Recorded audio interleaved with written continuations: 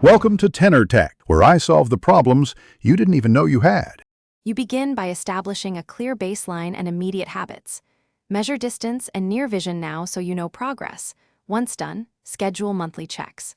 Next, adopt the 20-20-20 rule to relieve accommodative strain and improve focus recovery. Make sure to optimize lighting and reduce glare. Good illumination lowers contrast fatigue. Also adjust screen brightness to ambient light and sit at proper reading distance. These steps reset daily visual load and create the conditions that enable improvement.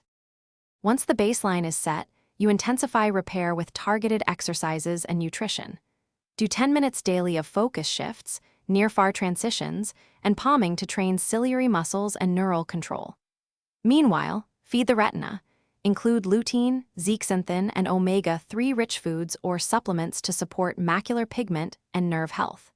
Make sure you get consistent 7 to 8 hours of sleep and hydrate. Both improve tear film and metabolic clearance.